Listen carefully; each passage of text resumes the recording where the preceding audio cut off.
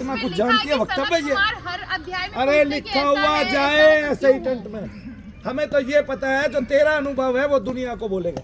तेरा अपना अनुभव क्या है वो बता हमें। मेरा अनुभव ये है कि मुझे ना काफी टाइम से नेगेटिविटी, शादी के बाद ये नेगेटिविटी ऊपर आई। नहीं, ये पीसीओडी का कितने दिन इलाज कराया? पीसीओडी तो जब से मेरी शादी हुई, जब से मुझे पीसीओडी है। कितने साल हो गए? मेरी शादी को 4 साल होने वाले हैं। और 4 साल से तू दवाइयाँ खा रही है, और वो दवाइयाँ खा खा के तू थोड़ी मोटी भी हो गई है। मोटी नहीं, 30 किलो बढ़ गए। 30 किलो बढ़ गए? हाँ। हाय राम, देखा डॉक्टर की दवाई ने 30 किलो वजन में बढ़ा दिया। अच्छा, अमेरिका में किसी का वजन बढ़ जाए तो क्या कहते हैं? अमेरिका में ना वजन बढ़ने लगता है ना शुरू में ही, तो ऐसा करते हैं कि सबसे पहले ना उसके टेस्ट होते हैं। टेस्ट में ये होता है कि आपको कौन सा आप फूड खा रहे हो जिसकी वजह से आपकी बॉडी में आपका वजन बढ़ रहा है। वजन बढ़ने के कई कारण हो सकते हैं, इंसुलिन सेंसिटिविटी हो सकती है, उसके अलावा ग्लूटेन हो सकता है, और भी बहुत सारे खाने के अच्छा, ग्लूटेन किस तरह का पदार्थ होता है? ग्लूटेन एक जो है लोच, जिसको हिंदी में आम भाषा में कहें तो ग्लूटेन लोच को कहा जाता है। जो आटे को लगाते हैं हम, गेहूं के आटे को, तो उसमें जब रोटी बनाने से पहले हम वो बूथ लगाते हैं तो वो लोच के लिए लगाते हैं, वो लोच आता है। अब इंडिया में लोग कहते हैं हम ग्लूटेन से एलर्जी है। अरे भैया, हमारे पुरखे खाते हुए आए हैं गेहूं, उनको ग्लूटेन से एलर्जी नहीं हुई। आज की जनरेशन क्या कहती है, ग्लूटेन से एलर्जी है तो रोटी नहीं खाते। नहीं, ये दिमाग में भरा किसने? ये डॉक्टर ने भरा ना? डॉक्टर के अलावा तो नहीं भरा। नहीं, अब कहते हैं कि व्हाइट राइस इतने अच्छे होते हैं, उसको क्या कहते हैं, आप मेरे को भी बोला आप रोटी खाना छोड़ दो, आप चावल खाना छोड़ दो, आप ये करना छोड़ दो, आप वो करना छोड़ दो। मैंने कहा मेरी उम्र अभी सिर्फ 26-27 साल, तो मैं जीना थोड़ी ना छोड़ दूंगी। इतनी उम्र में इतना खाना पीना थोड़ी ना छोड़ सकता है आदमी। तो बहुत अच्छा सवाल था डॉक्टर के लिए। फिर डॉक्टर ने क्या कहा? तो मैंने कहा डॉक्टर आप ऐसा कुछ बताओ कि मेरी दवाई छूटे, खाना पीना तो नहीं छोड़ पाऊंगी। तो कहते हैं आप एक्सरसाइज करो, मेडिटेशन करो, योगा करो, भगवान। फिर आ गया योगा पे, भगवान में ध्यान लगाओ, फिर आ गया वही। हाँ, वो वही घूम के आ गए। तो अभी तो मैंने अपनी मेडिसिन को जो है स्टॉप लगा रखा है। अभी मेरी 50 mg की गोली अपने आप 25 mg की हो गई थायराइड की। कैसे हो गई? अच्छा, अब मुझे एक बात बता, डॉक्टर्स में और मनु भैया में क्या फर्क समझते हो? मेरा ये मानना है कि शारीरिक बीमारी के ऊपर भी ना एक चीज है, और भी बीमारी का मतलब सिर्फ शरीर से जुड़ा हुआ नहीं है। जैसे मानसिक बीमारी हो सकती है, वैसे ये जो प्रेत है, स्पिरिट। डॉक्टर मन का तो हो नहीं सकता। जब मन का डॉक्टर नहीं है, जैसे वो बोल देते हैं मनोचिकित्सक है। हाँ। लेकिन वो मनोचिकित्सक आध्यात्मिक होना चाहिए। फिर सरकार उस मनोचिकित्सक को आध्यात्मिक क्यों नहीं बनाती? क्योंकि आध्यात्मिक व्यक्ति जो बातें आपको सिखा सकता है, जो समझा सकता है, वो एक सामान्य चिकित्सक तो नहीं समझा सकता। ये बात है कि नहीं है? और मन पे उसका कोई राज नहीं है, उसी को नहीं पता मन की कितनी तरंगे हैं, उसी को नहीं पता मन कितना सूक्ष्म है। तो जो उसको मन के बारे में पता ही नहीं है, ठीक है ना, जिसका खुद का मन मलिन है, जो खुद मलिन सपने लेता है और मलिनता से पूरे दिन विचार करता है और इधर उधर की गंद देखता फिरता है, तो मैं बस एक ही सवाल है कि डॉक्टर सब कुछ जानते हैं, पढ़ाई लिखाई बहुत करी उन्होंने, 5 साल MBBS को दी सब, लेकिन आज की डेट में सबसे ज्यादा सुसाइड केस तो डॉक्टर्स के ही हैं। हाँ। ऐसा क्या हो रहा है कि डॉक्टर सुसाइड कर रहे हैं, सबसे ज्यादा सर्वाइव नहीं कर पा रहे। ठीक है, वो डॉक्टर सुसाइड इसलिए कर रहे हैं कि बहुत सारे डॉक्टर पैसा कमा रहे हैं, और कुछ डॉक्टर पैसा नहीं कमा पाते तो वो सुसाइड कर लेते हैं। वो इस चिंता में कि चिकित्सा को बदनाम किया जा रहा है, उसके नाम पर ठगा जा रहा है। हाँ। मैंने बहुत सारे डॉक्टर्स ऐसे मिले हैं जो वो बताते हैं सर में दर्द हो रहा है। भाई मैंने जो है 12th में साइंस बायो ली थी, तो मेरे भी 1-2 फ्रेंड्स हैं जो डॉक्टर हैं।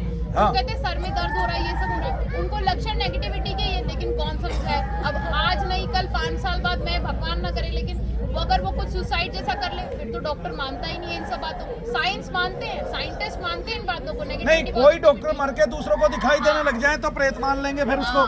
फिर कहेंगे यहाँ तक एक डॉक्टर की आत्मा घूमती है, कमाल है भाई, हद ही है। और फिर उस एरिया को छोड़ देते हैं वहाँ से कि यहाँ तो फला डॉक्टर की आत्मा घूमती है ना?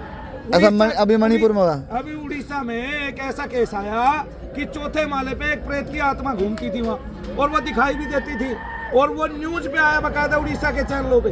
वो 4था माला खाली हो गया। जो डॉक्टर भूत प्रेत को मानते नहीं है, सबसे पहले उन डॉक्टरों ने अपना वो हटा लिया वहाँ से, क्या बोलते हैं, वो ऑफिस हटा लिए वहाँ से, और वो हटा ली टेबल वहाँ से चेकअप। आपको हाल फिलहाल की बताऊं, जयपुर में 10 साल से बॉम्बे हॉस्पिटल बन रहा है, जयपुर का सबसे बड़ा हॉस्पिटल बन रहा है, बहुत अच्छा मल्टी स्पेशल। 10 साल से वो बन ही नहीं पा रहा, बहुत सारे। फिर लास्ट में उन्होंने क्या किया, भगवान के लिए वहाँ मंदिर की जगह दी, उस जगह को बंधवाया करा, कई मजदूरों की मौत हो जाती, अब जाके उसका काम फिनिश हो पाया। ऐसा कैसा हॉस्पिटल बन रहा था कि रुकावट आ जाती थी, 10 साल से बन ही नहीं रहा था। भाई बहुत अच्छा क्वेश्चन, ये दाग दिया तुमने डॉक्टरों को सीने पे। छा, हट। बहुत अच्छी बंदूक छोड़ी, बहुत अच्छी गोली। आगे आगे आगे। तो मेरा ऐसा मानना है कि शारीरिक बीमारियां होती है, मैं ये नहीं कहती आप जाओ, आपको बुखार है, तबीयत खराब है, डॉक्टर के पास जाओ, लेकिन आप हर एक बात, नॉर्मल शारीरिक बीमारी कोई भी 5 दिन में अपने आप अगर ठीक नहीं हुई तो ही आप डॉक्टर के पास हाँ, जाओ, बिल्कुल। वरना तो बुखार भी 5 दिन में ठीक हो जाता है। तो इम्यूनिटी वीक है इंडियंस की इतनी ज्यादा, हाँ, क्यों? गोली खाने से। स्टेरॉइड्स और एंटीबायोटिक्स, ऐसे। एंटीबायोटिक रेजिस्टेंस हर किसी की बॉडी में नहीं, होगा। अब हार्ट अटैक क्यों आने लगे कम उम्र में? पहले तो कभी नहीं सुना आपने भारत में। वो इसी वजह से तो है। पहले तो दूसरों का हार्ट फट जाता था, यहाँ के लोगों की हृदय विदारक कल्पनाएं और कथाएं सुन के।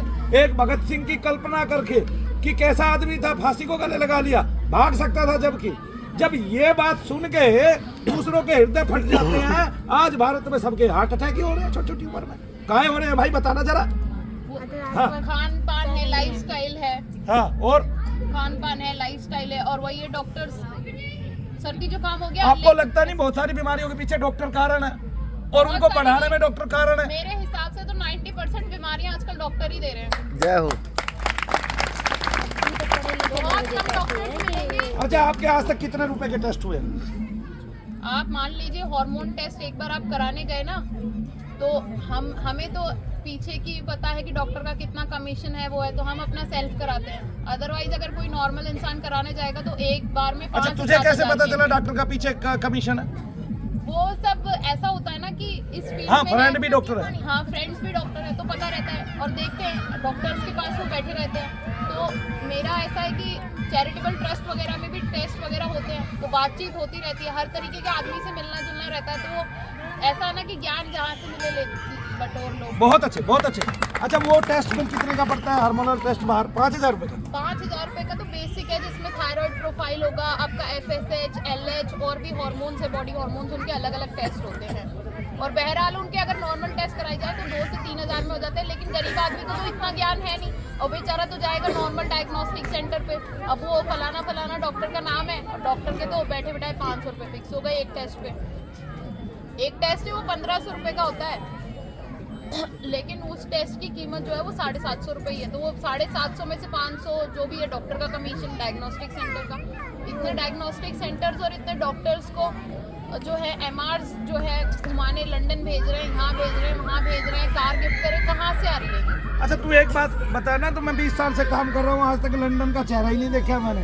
अरे मैं तो आज तक अपने उसको नहीं देख पाया, नेपाल को, जो हिंदू राष्ट्र है जी। अंग्रेजों की तो बात क्या करूँ, ठीक है। देख, 20 साल से मेहनत करते करते, और देखो वो भी अगर कोई सनातन ट्रस्ट बनता है, बोर्ड बनता है, वो भी मेरे नाम जितनी संपत्ति है मैं उसी दिन उसके नाम कर दूंगा। कमाल की बात है।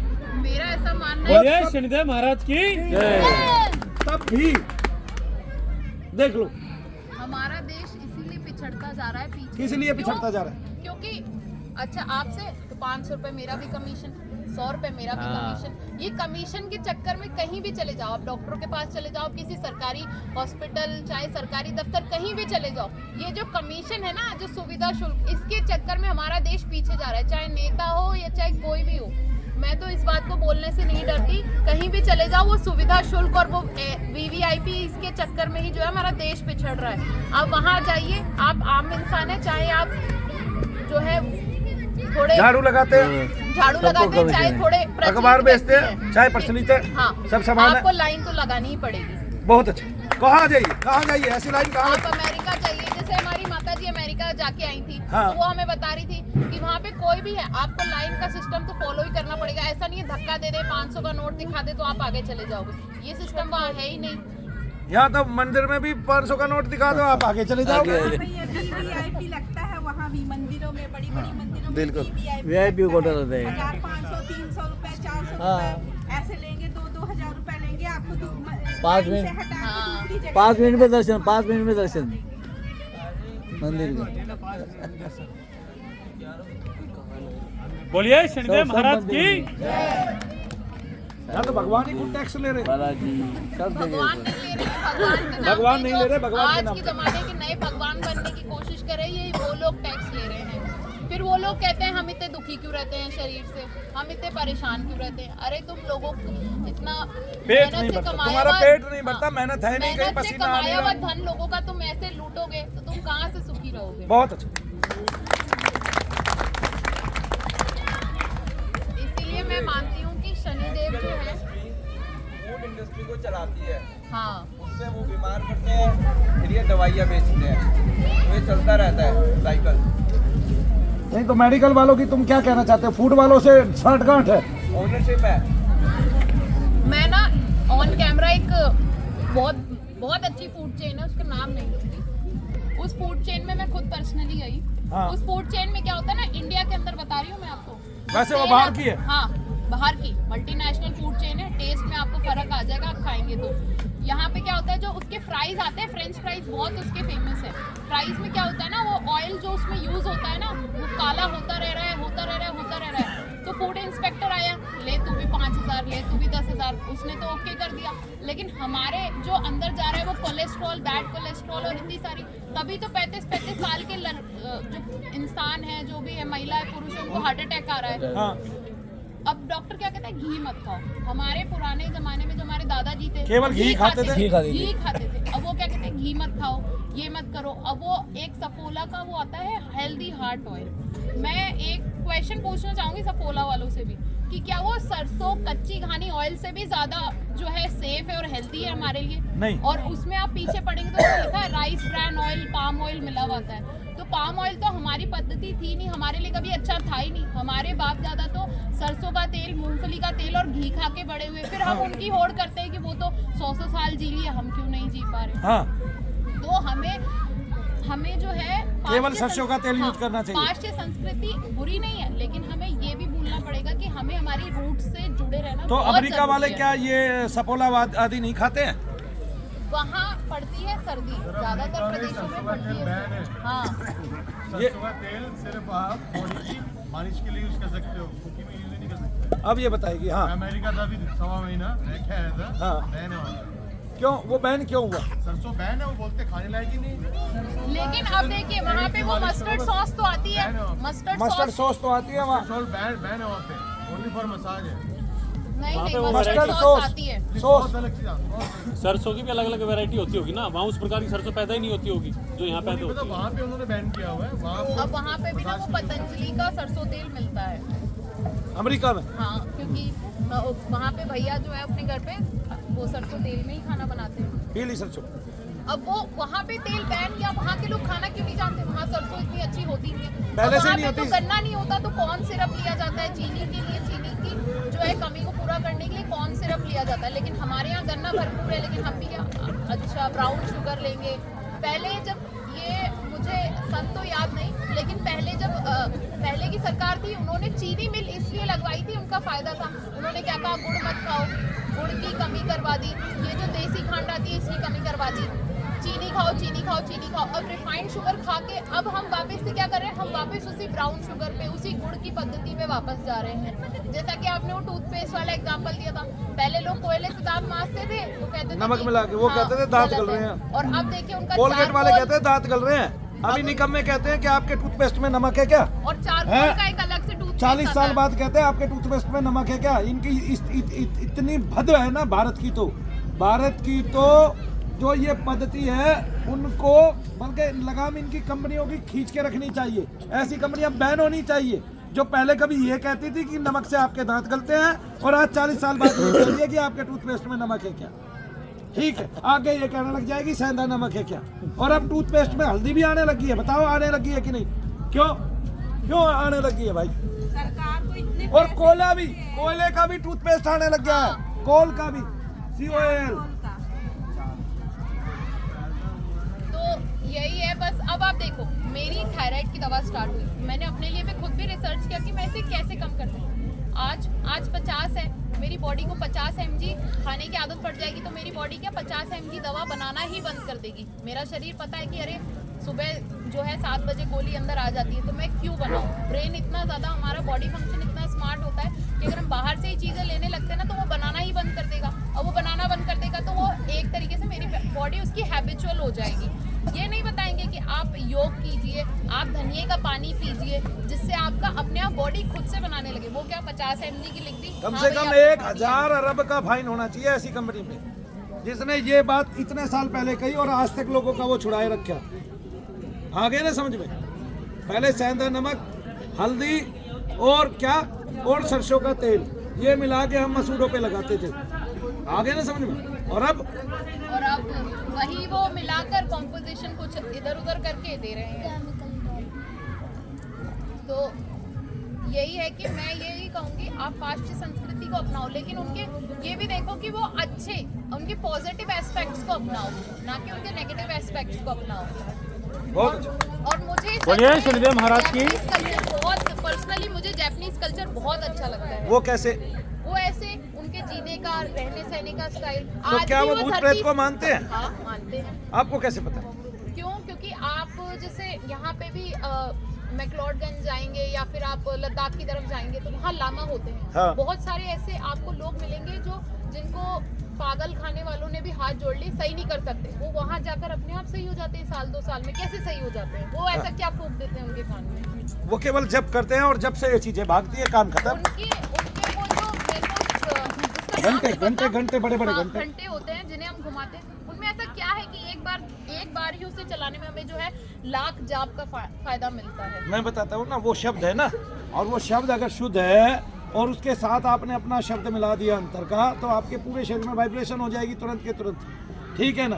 वो उसी का प्रतीक है और किसी चीज का प्रतीक नहीं है। आपको पता नहीं है, भूत प्रेत जो है इस तरह के शब्द को सुन नहीं सकते, और वहाँ बारंबार हर रोज बजाया जाता है थोड़ी थोड़ी देर में। तो फिर क्या होगा? जैसे यहाँ भी मंदिरों में घंटे क्यों लगाए गए हैं? ताकि उस शब्द से नकारात्मक ऊर्जाएं भागे, आपको नष्ट हो जाए, भाग तो जाए। कम से कम जिसको अभी लगी है वो तो 1 बार 2 बार घंटा सुनेगा, भाग जाएगी। नहीं समझे आप?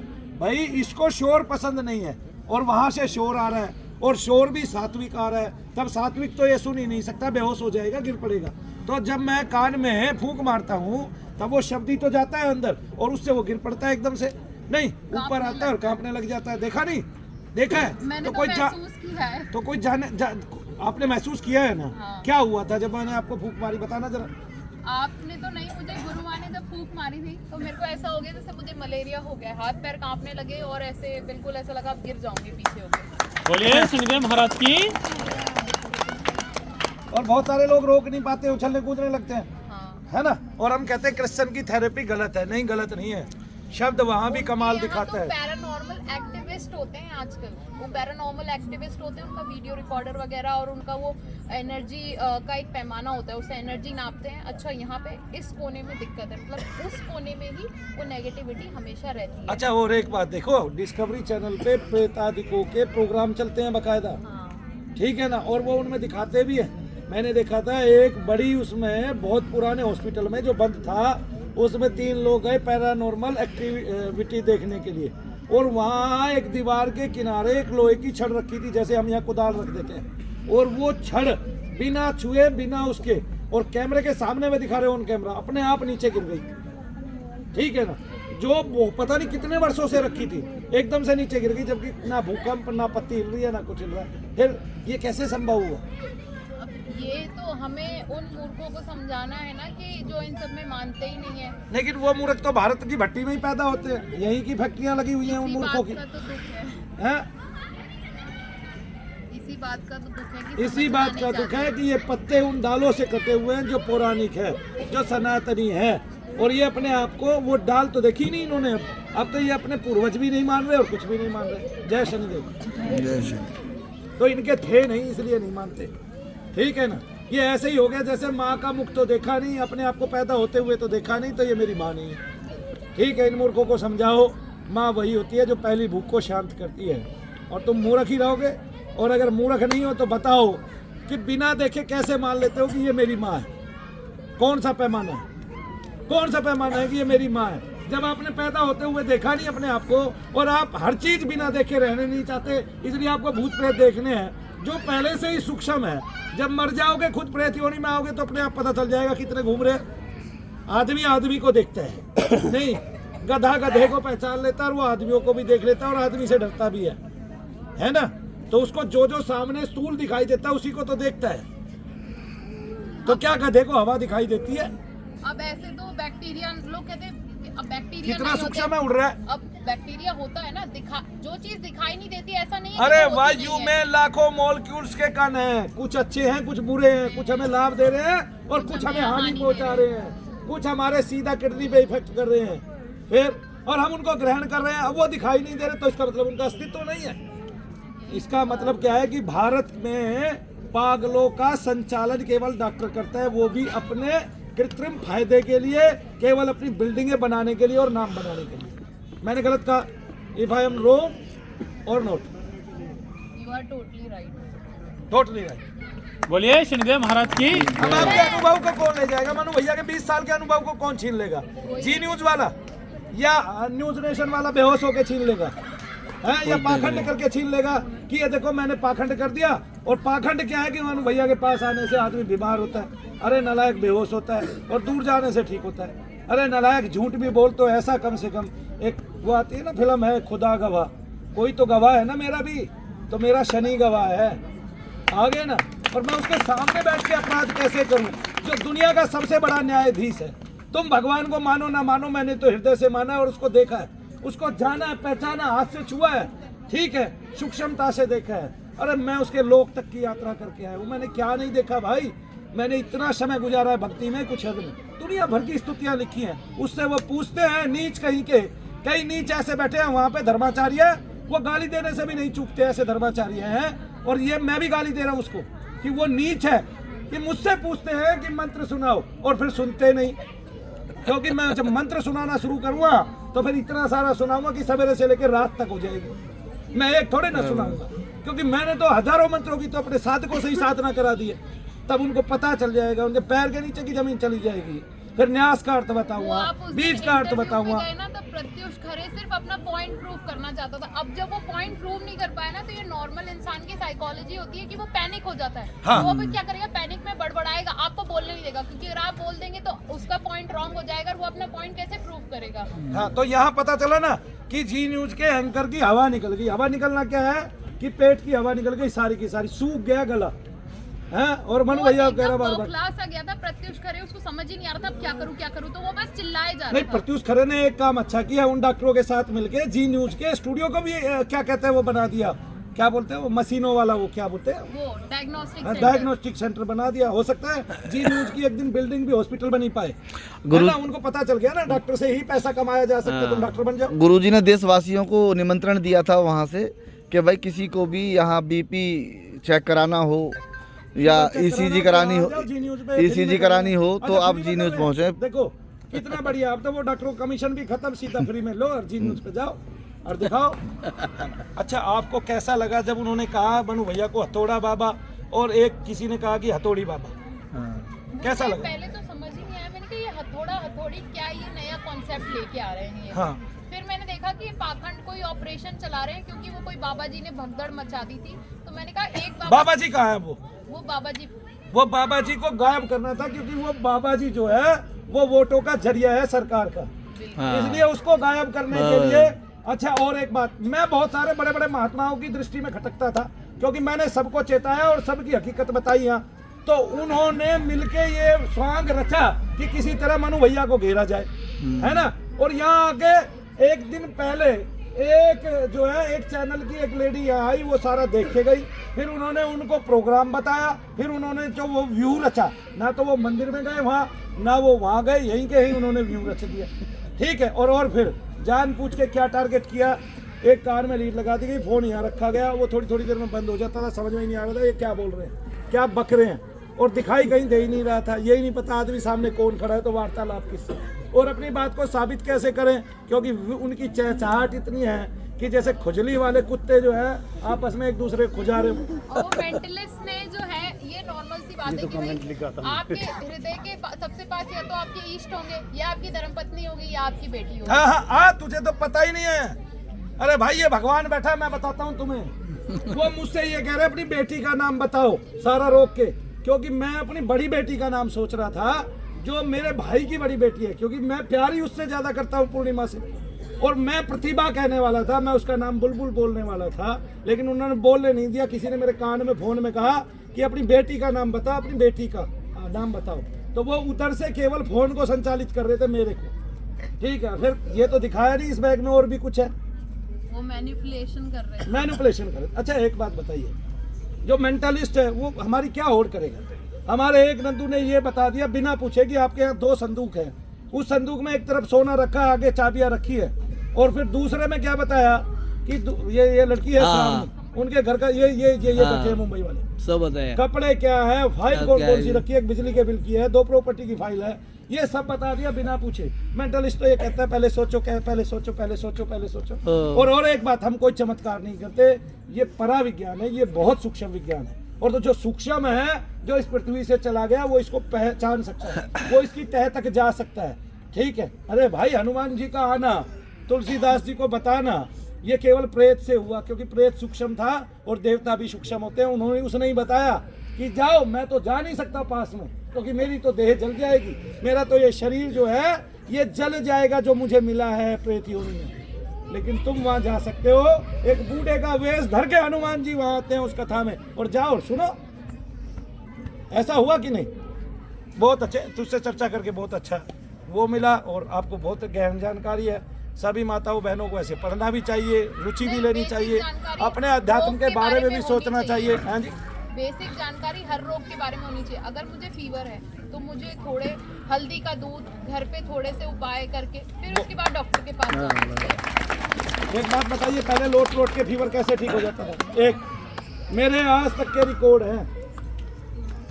अभी मुझे नाड़ी खींची, मैंने एक टैबलेट ले ली, उस टैबलेट से मेरे यहाँ दर्द होने लग गया। मैं खांसी का जब भी सिरप पीता हूँ यहाँ दर्द होता है, यानी कि जो फेफड़ों के आसपास। इसका मतलब ये सारी टैबलेट आपके फेफड़ों पे असर डालती है। अब मैंने इन टैबलेट को खाना, खिलवाना, और जिस रोग से आपकी अपमृत्यु ना हो, उन रोगों में आप ये सब चीज़ ना खाएं, ऐसी टैबलेट ना खाएं। पहले भी बुखार चढ़ते थे बहुत तरह के, आप टेस्ट कराएं पहले दवाई खाने से पहले। तो आप टेस्ट करा के पहले ये जान ले कौन सा रोग है आपको। डेंगू जैसा रोग है तो आप पहले से ही जूस आदि लें, बकरी का दूध लें, और जो और कई एक बेल है उसका क्या कहते हैं, कौन सी बोले, पपीते का गिलोय, पपीता खाएं खुद, ये सब चीज़ें खानी आरंभ कर दें, ठीक है। मैं मानता हूँ समाज में कुरीतियाँ भी फैली हुई हैं, ऐसा नहीं है कुरीति नहीं। आजकल बीमारी होती है तब खाते हैं, पहले क्या करते थे लोग, हमेशा मौसमी फल होते हैं ना, जैसे अभी वो खाते रहते थे। बहुत अच्छे, ये बात बहुत अच्छी बात। खाते रहते थे, तो बीमारियां इतनी जोरदार, इतनी सीवियर बीमारियां होती ही नहीं थी पहले के लोगों को। पहले आपने सुना होगा बुखार हो गया अपने आप चला गया, वो बीमारियां यही थी, लेकिन वो इतनी सीवियर कंडीशन में पहुंचाती नहीं थी इंसान को। क्यों? क्योंकि वो पिज्जा बर्गर नहीं खाते थे, वो मौसमी फल खाते थे, रोटी सब्जी खाते थे, दही छाछ खाते थे, दूध पीते थे, घी खाते थे। तो अपना खान पान जब तक इंसान नहीं बदलेगा ना, तो फिर वो आप डॉक्टर, आप ये सोच लो कि एक परमानेंट डॉक्टर आप अपना रख ही लो, जिसको आपको हर महीने 5,000, 10,000, 1 लाख रुपए देने हैं। इतनी गहन नॉलेज है इस बहन को, और सबको ऐसी होनी चाहिए जी। जय शनिदेव बोलो सारे, जय शनिदेव, जय शनिदेव। मैं तो ये मानता हूं इससे अच्छी कोई पॉडकास्ट हो ही नहीं सकती। हालांकि हमने डॉक्टरों की छिक्के बुराई की है, क्योंकि जो बुराई के लायक है उसकी तो बुराई करनी चाहिए, लेकिन ऐसा नहीं है समाज में अच्छे डॉक्टर नहीं है। बहुत सारे डॉक्टर ऐसे हैं, जैसे एक नवनीत कालरा है, और एक डॉक्टर की कल मैं वीडियो देख रहा, उसने बताया है कि डॉक्टर कैसे लूटते हैं, कैसे ठगते हैं, और कौन से 5 पॉइंट हैं। और नवनीत कालरा ने तो यहाँ तक बताया है कि आप एडमिट होने से कैसे बचें, और उन्होंने ये तक बताया है कि एक स्त्री का जब पेट काटा जाता है तो प्री मैच्योर बच्चा क्यों पैदा करते हैं, क्योंकि एक दिन का 20,000 से लेके 1 लाख रुपए तक का उसको रखने का खर्चा है। और ये सब डॉक्टरों की देन है भारत को बहुत सारी बीमारियां केवल डॉक्टरों की देन। बोलिए शनिदेव महाराज की। एलोपैथी को दिमाग से छोड़ दे। कहाँ से छोड़ दे? दिलो दिमाग से छोड़ दे। और क्या यूज करे? हो आयुर्वेद यूज करे। और आपको एक बात बता देता हूँ, कर्क रोग यानी कि कैंसर को 5,500 वर्ष पहले उसके कहीं ना कहीं उपाय हमारे आयुर्वेद में लिखे होंगे, वही उपाय करे। क्योंकि कैंसर के पीड़ित मेरे घर में कम से कम 10 आदमी ऐसे जो प्राइवेट इन एलोपैथी के डॉक्टरों को दिखाते दिखाते मर गए, फिर भी ठीक नहीं हुए। तो इससे अच्छा कम से कम अपनी सनातन रीति पे रह के, पत्ती पे रह के तो काम करे। बाद में डॉक्टर कहे भाई अब मरने वाला है, 50 लाख रुपए लेके आपकी जिंदगी भर का पैसा लेके ये कहे अब ये मरने वाला है, और आप जाओ जो भजन वजन कर लो और पूजन कर लो, कुछ अपना जो कराते हो। एक बात आपकी ऐड करना चाहूंगी, आप कैंसर की बात करें, अभी कैंसर भी ऑटो इम्यून डिसऑर्डर है। ऑटो इम्यून डिसऑर्डर मतलब बॉडी खुद ही जो है किसी चीज को रिजेक्ट करने लगती है, या तो किसी सेल को डिलीट करेगी ताकि कोई दूसरा बॉडी फंक्शन सही से काम करे। बहुत अच्छे, बहुत बड़ी नॉलेज, बहुत बड़ी तो अगर हम अपनी इम्यूनिटी पे, अपने खान पान पे ध्यान दें तो कैंसर तो अपने आप ही नहीं होगा। कैंसर हो गया, थायराइड हो गया, ये जिसको गठियाबाई कहते हैं, रूमेटॉइड्स हो गया, ये सब क्या है, ऑटो इम्यून डिसऑर्डर्स हैं। ये बाहर से नहीं आ रही, किसी बैक्टीरिया से नहीं अच्छा, आ रही आपने है शरीधाम में गठिया बाई के लोगों को ठीक होते हुए हाँ, देखा देखा है मैंने। तो उन्होंने क्यों कहा हम ठीक हो गए, जबकि हमने तो उनको हाथ भी नहीं लगाया और उनका हवन ही किया, यज्ञ किया। क्योंकि उनको अब इसके लिए भी मैंने एक अपना जो है, मैं एक पॉइंट ऑफ व्यू रखना चाहूंगी। हाँ। मान लीजिए किसी XYZ पर्सन को जो है प्रेत की दिक्कत है, हाँ। प्रेत की दिक्कत है। अब इसे क्या सर में दर्द होने लगा, इस बच्ची को दर्द हो रहा है, ले बेटा गोली खा ले। पेट में दर्द हो रहा है, ले बेटा गोली खा ले। गोली खा खा के जो बीमारी नहीं थी उसका जो है हमने बीज रोपण कर दिया है। वो बहुत अभी अच्छे, नहीं, बहुत अच्छे। 5 साल 10 साल बाद जो है वो बीमारी उजागर हो जाएगी। तो वो बीमार तो इसलिए है क्योंकि उसने जो है अपने इनिशियल डेज में ध्यान नहीं दिया कि अगर मुझे सर में हल्का फुल्का दर्द हो रहा है या मुझे हाथ पैरों में ऐंठन हो रही है तो वो क्यों हो रही है। जो बॉडी में क्या होता है, यूरिक एसिड बढ़ जाता है, इकट्ठा होने लगता है, तभी तो वो रिमेटॉइड्स में और इन हाथ पैर की हड्डियां के जॉइंट्स टेढ़े होने लगते हैं ना। ये इसीलिए होता है ना। अब हम यही ध्यान नहीं दे रहे। हो सकता है कुछ ऐसा खा रहे हैं खाने में, या वो प्रेत हमें कुछ ऐसा खिला रहा है जिसकी वजह से शरीर का यूरिक एसिड बढ़ रहा है, या किसी चीज की कमी हो रही है। तो इनिशियल डेज में अगर हम समझ ले कि ऐसा मेरे साथ, अब जैसे मेरे साथ मैंने ध्यान नहीं दिया कि मैं क्यों गिरती थी, अब मुझे समझ में आया कि इस वजह से गिरती थी। अब मैंने दवाइयाँ नहीं खाई होती शायद मेरा इतना वजन नहीं बढ़ा होता। तो वो बीज रोपण तो हम खुद ही कर रहे हैं ना इन सब चीजों का। अच्छा, चालू नहीं है, चला। तो ये ऐसे होता है, ऑटो इम्यून डिसऑर्डर ही आजकल ज्यादा जो है लोगों में होते जा रहे हैं। देखो, आप खड़े हो जाए। निक्की ना, निक्की आप मुझे एक बात बताएं प्यारी बहन, कि पूरे आदमी के पूरे शरीर में कहीं एक छोटा सा कांटे का कण मात्र चुभ जाए, हाँ। पता चलता है कि नहीं? बिल्कुल चलता है, तो जब हम आंख बंद करके देखेंगे हमारा शरीर कहाँ से बीमार है, पता चलेगा। बिल्कुल फील अच्छा, होता है। मैं अब आपको वही फूंक लगाता हूँ, अब देखते हैं आपको कितनी निगेटिव एनर्जी बाकी है, तो उसका पता तो आपको चलेगा। आपको पता है कि मनु भैया की फूंक कहीं तक तो दावा करती है, और वो एक अच्छी मशीन है कि शब्द से नकारात्मक ऊर्जा को हिलाने की और शरीर से बाहर निकालने की। एक बार उसको, चाहे वो कितने लंबे समय से रह रही है दीर्घ अवधि से, एक बार उसको घर छोड़ना पड़ेगा, या चुप बैठना पड़ेगा, या फिर उछलना पड़ेगा, नहीं कि उसको बताना पड़ेगा हाँ मैं हूँ ऐसे। तो आपने देखा है कि जो आदमी स्वस्थ है, मैं उसको फूंक लगाता हूँ, उसको कुछ नहीं होता, और वो भी आदमी लाइन में लगता है। लेकिन जब किसी को फूंक लगाते हैं तो उसमें शब्द जाता है वायु में। हाँ। शब्द कहाँ भ्रमण करता है? बॉडी के अंदर जाता है, पूरे ब्रह्मांड में शब्द कहाँ भ्रमण करते हैं? हम शब्द को कहाँ छोड़ने हैं? वायु के अंदर, है ना। हाँ। मीडियम हमारा एयर है। जो जल है उसमें 2 गैस हैं, गैसों का जो रूप है वो वायुवान है, हाँ, वाष्पीय नहीं है, हाँ, है ना। तो जल भी जल कहाँ है? वो वायु ही है, हाँ। नहीं समझे? इसलिए देखिए, वो भी ऑक्सीजन में अब अगर हाइड्रोजन मिला दिया तो H2O बन गया, देखो पानी हो इसलिए गया। ओम का अर्थ क्या है? ओम का अर्थ है उषस सूर्य, ए अग्नि, और मैं मरुत, है ना। ए ऊ मैं ओम। अब अग्नि, मरुत और सूर्य, है ना। अब ये ओ को लंबा क्यों बोला जाता है? क्योंकि वायु की अधिकता है। हमारे आसपास किसकी अधिकता है? वायु की, सूर्य की अधिकता तो नहीं है, सूर्य बहुत ऊपर है ना। तो किसकी अधिकता है? वायु। अग्नि की कम है ना। तो अग्नि की जो कम है, इसलिए अग्नि को भी वायु घेर के चलती है ना। और अगर अग्नि ना हो तो वायु का अस्तित्व, वो वायु ना हो तो अग्नि का अस्तित्व कौन हो जाएगा? गौण हो जाएगा। देखिए, मान लिया ये टेंट में आग लग जाए, है ना, तो अग्नि तेजी से फैल रही है, लेकिन अगर वायु ना हो, नगण्य हो जाए वायु और स्पंद हो जाए, तो हम इसको किसी हद तक बचा सकते हैं। लेकिन अगर वायु चल गई तो हम क्या इसको बचा पाएंगे? तो एक साथ सारी जलने लग जाएगी ना चारों तरफ से। ऐसे ही कि अभी यहाँ लगी और थोड़ी देर में सब जगह फैल गई और अंदर से धुआं निकल गया, ऐसे। तो हमने ये देखा, ये पाया कि एक अग्नि, एक वायु और एक सूर्य, ये 3 ही तत्व हैं जो इस सारी सृष्टि का भार संभालते हैं। और इन तीनों को हम पूजते हैं, एक को अग्निदेव के रूप में, एक को सूर्य देव के रूप में, और एक को मरुत यानी कि वायु देव के रूप में। अब इन तीनों के ही अलग अलग प्रारूप हैं और 10-10, 12-12 रूप इनके बनते हैं। जैसे मरुत को हम रुद्र भी कहते हैं, और रुद्र से भगवान हनुमान जी महाराज भी हैं, शिव भी हैं, और रुद्र भी हैं, स्वयं भगवान रुद्र भी हैं, और उनके जितने अवतार हैं उनको हम रुद्र कहते हैं। सूर्य से हम सूर्यवंशी राम लेते हैं, और विष्णु के जितने अवतार हैं हम उनको ये कहते हैं, है ना। और बाकियों को हम अग्नि में लेते हैं, तो अग्नि की तीन तरह की जीविका है, सत्य, रज और तम, और सबके 10-10 प्रारूप हैं, तो उनमें काली कराली भी प्रारूप है। तो हम उनको हर तरह का भोग देते हैं, यानी कि अग्नि हर तरह को जलाती है। जब हमारे मांस को अग्नि खा जाती है मरने के बाद, तो सबको तो खाती है ना, तो फिर बकरा क्या, मुर्गा क्या, सब कुछ है ना। हम ये मान गए तब अग्नि के सत्व, रज, तम 3 गुण होते हैं, ठीक है। तब जो शब्द है वो मैं फूंक यहाँ मारूंगा, और जो शब्द मैंने सारी जिंदगी जपा है वो आपके शरीर में भ्रमण करेगा। इससे आपको पता क्या चलेगा, इससे आपको ये पता चलेगा कि आपको निगेटिविटी कितनी है, ठीक है। लेकिन मैं ये भी देखता हूँ कि ऐसे होता है क्या, ऐसे जैसे मैं बोला, ओ आंखें बंद करो आप,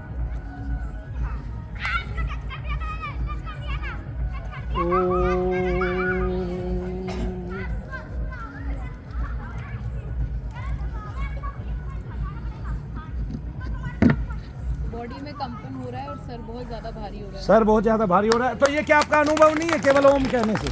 तो जिसको निगेटिविटी है, अगर जो जापक है, जो जप करने वाला है, वो अपने मुख से कोई भी शब्द कहेगा तो उसकी निगेटिविटी में क्या आ जाएगा, कंपन आ जाएगा, वो वहाँ से हिलने लग जाएगी और उसका वो रोग ठीक होने लग जाएगा।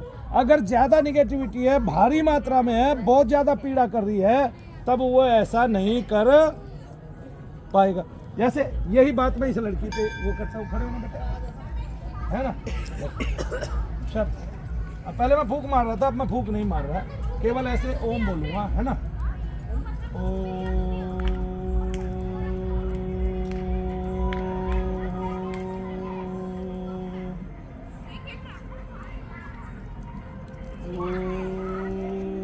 बोलिए शनिदेव महाराज की।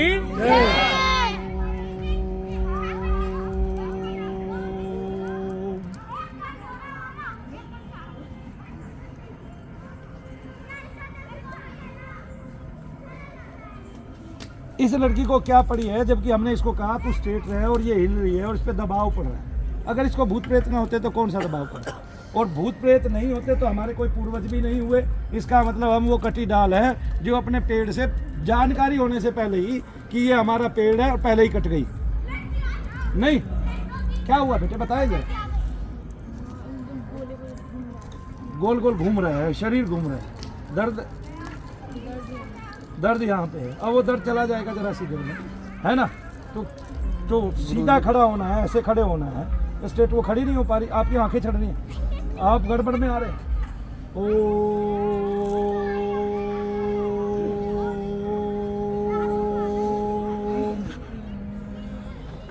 बोलिए शनिदेव महाराज की। अब निक्की इसको क्या कहोगे, आपने अपने शरीर को देखा, आपका अनुभव हुआ, इसके शरीर का इसको अनुभव हुआ, सबके शरीर का सबको अनुभव होता है। आपके पास इतनी जानकारी है, तो क्या डॉक्टर मूर्ख है ये कहता है कि ये सब चीजें नहीं होती? जब उसने विज्ञान की जहां तक खोज की है, एक वैज्ञानिक ने तो सारे विज्ञान को नहीं खोज लिया है, तब एक डॉक्टर पूरे विज्ञान की, पूरे मेडिकल साइंस की जानकारी कैसे कर सकता है? तब उन्होंने 30 वैरायटी बना दी, और 30 वैरायटी भी मानव मात्र के लिए विफल है, क्योंकि वैरायटी की जरूरत नहीं है, जानकारी का अभाव है, आज भी, कल भी और परसों भी।